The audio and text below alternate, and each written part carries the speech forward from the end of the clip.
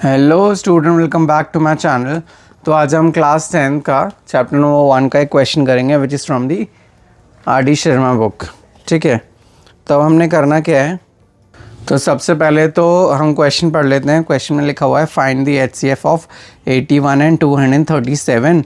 फिर हमें उसे एक्सप्रेस करना है लीनियर कॉम्बिनेशन ऑफ, मैंने एक लीनियर इक्वेशन बनानी है जिसके अंदर 81 और 237 नंबर होना चाहिए। तो चलिए पहले तो हम HCF निकाल लेते हैं। ठीक है, तो HCF कैसे निकालेंगे, इसको दो सेक्शंस में डिवाइड करते हैं। ठीक है, हम HCF कैसे निकालेंगे, तो HCF निकालने का यूक्लिड डिवीजन एल्गोरिथम का यूज़ करेंगे हम।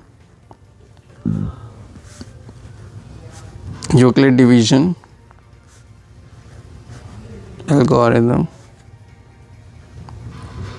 ठीक है, हमने करना क्या है, यूक्लिड डिवीजन एल्गोरिथम के हिसाब से क्या होता है कि dividend is equal to divisor into quotient plus remainder. ठीक है, तो हमारा डिविडेंड ऑब्वियसली बड़ा होता है, डिवाइजर छोटा होता है। तो जो डिविडेंड है वो ये रहा, डिवाइजर ये रहा। तो dividend has become 237, divisor is 81। तो चलिए हम डिवाइड करते हैं। ठीक है, तो डिवाइड करके देखते हैं। यहाँ पे मैं रफ पेपर ले लेता हूँ, लेकिन आप हमेशा आंसर शीट के साइड में ही करना जो भी रफ वर्क करोगे, ताकि टीचर को पता लगे कि आपने किया है क्वेश्चन का आंसर। अदरवाइज़ टीचर को डाउट होता है कि चीटिंग करें। ठीक है, तो इनका करेंगे तो 881 वन ज़ा 81, 81 टू ज़ा क्या हो जाएगा 162, 3 ज़ा ज़्यादा हो जाएगा। तो 81 टू ज़ा 162 हमने कर दिया। माइनस करेंगे तो 5, 13 क्या हो जाएगा 7, 75। ठीक है, 75 हमारा रिमाइंडर हो गया, यानी हमने क्वेश्चन हमारा हो गया 2, रिमाइंडर हो गया हमारा 75। अब जो हमारा रिमाइंडर है वो डिवाइज़र हो जाएगा, और जो डिवाइज़र है वो डिविडेंड हो जाएगा। 81 इज इक्वल टू 75। 75 से ऐसे डिवाइड करेंगे तो वैसे तो 1 ज़ा ही आएगा, और हमारा जो रिमाइंडर है वो क्या आना है, देखिए 6 आएगा रिमाइंडर। फिर भी करके देखते हैं। 75 वन ज़ा 75, 11, 7, हाँ जी 6 आ गया। तो हमारा रिमाइंडर क्या हो जाएगा 6 हो जाएगा रिमाइंडर, 6 हो जाएगा रिमाइंडर। अब क्या होगा, जो हमारा डिवाइज़र है वो डिविडेंड हो गया। ठीक है, और जो हमारा रिमाइंडर है वो डिवाइज़र हो जाएगा। तो चलिए करके देखते हैं। 75, 6, 75 वन 6 वन ज़ा 6, अच्छा 6 टू ज़ा 12। तो बचा क्या हमारे पास 3 बचा हमारे पास। क्या बचा 3 बचा। तो हमने क्या है 70 हमारा क्वेश्चन। ठीक है, तो हमारा जो क्वेश्चन हो जाएगा वो हो जाएगा 12 और रिमाइंडर रह जाएगा 3। अब ये यहाँ पर आ गया डिविडेंड, ये हो गया डिवाइज़र, डिवाइड किया तो 3 टू ज़ा 6, रिमाइंडर हो गया हमारा 0।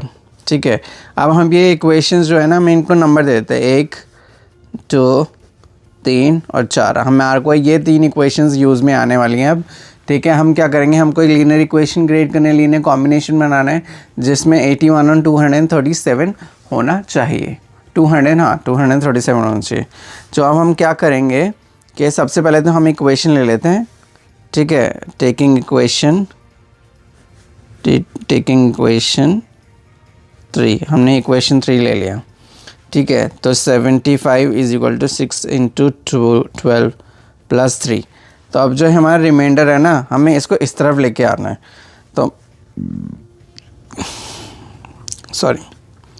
तो ये हम क्या करेंगे, ये प्लस का इधर आएगा तो माइनस का हो जाएगा, और ये भी प्लस का जाएगा तो माइनस 75 और प्लस 6 इंटू 12 हो जाएगा। ठीक है, अब हमने क्या करना है, यहाँ से माइनस का साइन हटाना है और यहाँ से भी हटाना है। तो अगर ये पॉजिटिव होगा तो आगे के साइन चेंज हो जाएंगे, यहाँ का साइन चेंज हुआ तो यहाँ के ये पॉजिटिव हो जाएगा और ये नेगेटिव हो जाएगा। अब हमने करना क्या है आगे कि हमने इक्वेशन में है ना 81 और 237 चाहिए। तो अब अगर इससे ऊपर वाली इक्वेशन देखो, तो अगर मैं इसको इधर ले जाऊँ, ठीक है, यानी 81 माइनस 75 इंटू 1 और इज इक्वल टू में 6, यानी 81 की अगर 6 की जगह पर मैं उस इक्वेशन को पुट कर दूँ, यानी 81 माइनस 75 इंटू 1, तो नहीं इक्वेशन में हमारे 81 ऐड हो जाएगा। तो पहले हम तो उसको ऐड करते हैं, सब्स्टिट्यूट करते हैं ऐसे, सब्स्टिट्यूट इक्वेशन, कौन सी इक्वेशन, 6 इज इक्वल टू, ठीक है, 6 is equal to 81 minus 75 into 1, ठीक है। तो हमने करना क्या है, ठीक है, equation 3 is equal to 75 minus 6 into 12, तो 3 इज इक्वल टू 75 माइनस 6 की जगह पर हमने करना क्या है, 6 की जगह पर हमने लिखना है, क्या लिखना है, 81 माइनस 75 इंटू 1 और यहाँ 12 है, तो ये 12 एक बार इससे मल्टीप्लाई होगा फिर इससे होगा, यानी 3 is equal to 75 minus 81 into 12 और माइनस 75 इंटू 12। अब ये क्या होगा, यह माइनस का साइन है, ये आगे इक्वेशन के साइन चेंज करते जाएगा, ये नेगेटिव 81 इंटू 12 और पॉजिटिव 75 इंटू 12, यहाँ पे 75 यहाँ पे 75 दोनों में कॉमन हो गया 75, तो 75 बाहर आ गया, अंदर क्या रह गया 1 प्लस 12 माइनस 81 इंटू 12, इन दोनों में क्या हो जाएगा, दोनों ऐड हो जाएंगे, नहीं 13, 75 इंटू 13 माइनस 81 इंटू 12, ठीक है। अब यहाँ तक यहाँ 3 रहेगा, ठीक है।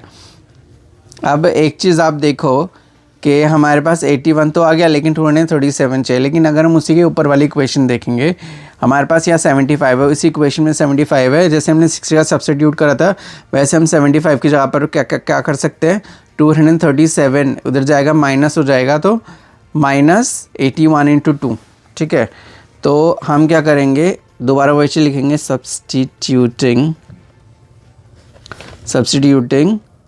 इक्वेशन, क्या सब्स्टिट्यूट करेंगे हम इक्वेशन का, यानी 75 is equal to 237 minus 81 into 2।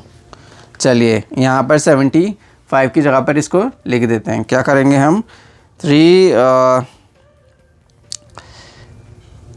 Is equal to 75 की जगह पर 237 माइनस 81 इंटू 2, ठीक है, 81 इंटू 2, और ये सब्स्टिट्यूट करा हुआ मैंने आपको दिखाया था, हमने इसी जगह पर इसको सब्स्टिट्यूट किया था, ठीक है। अब करना क्या है हमें, कि हमने ये सब्स्टिट्यूट कर दिया, किसकी जगह पर कर दिया, 75 की जगह पर, तो ब्रैकेट में 13 मल्टीप्लाई हो रहा है उसके साथ, माइनस 81 इंटू 12, ये 13 इससे जाके मल्टीप्लाई होगा 237 इंटू 13, इससे होगा माइनस 81 इंटू 26, 12 13 2 26 माइनस 81 इंटू 12, ठीक है। अब आपको एक चीज़ इसमें कॉमन दिख रही होगी कि 81 माइनस 81 दोनों में कॉमन है, तो अंदर क्या है रह जाएगा 26 प्लस 12, ठीक है, 237 इंटू 13, अब 237 तो 13 इंटू 13 माइनस 81, ये दोनों हो जाएंगे ऐड, इंटू में 39, ठीक है, इंटू में 39, ठीक है। ये आपको समझ में आया यहाँ से, ये हमने क्या करा कि 200 यहाँ पर हमने सब्स्टिट्यूट कर दिया, सब्स्टिट्यूट करने के बाद ये 13 इससे मल्टीप्लाई हुआ, फिर इससे मल्टीप्लाई हुआ तो 81 इंटू 26 और माइनस 81 इंटू 12 तो पहले से था, अब क्या हुआ, ये यहाँ आ गया, अब और इन दोनों में 81 कॉमन था, 81 बाहर आ गया, 26 प्लस 2 इन दोनों को ऐड करा तो ये आ गया, ठीक है।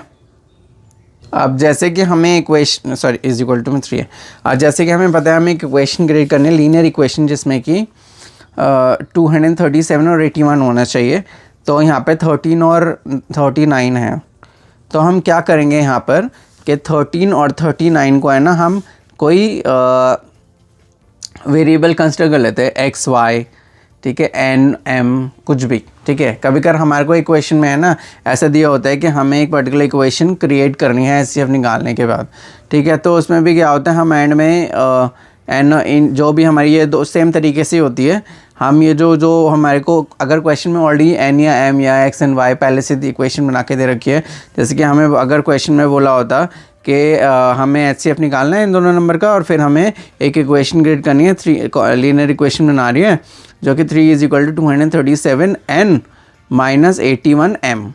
तो आपको सेम तरीके से ही करना, फिर लास्ट में ये जो वैल्यू इसको m मान लो, इसको n मान लो।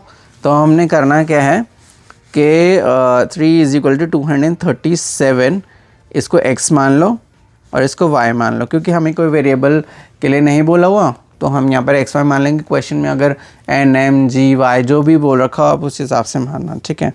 तो यहाँ पर क्या है, वेयर x = 13 एंड y = 39 है, ठीक है। इस तरीके से एक लीनियर इक्वेशन हमें मिल गई, ठीक है। I hope you have understood it and if you have so please do like share and subscribe to my YouTube channel.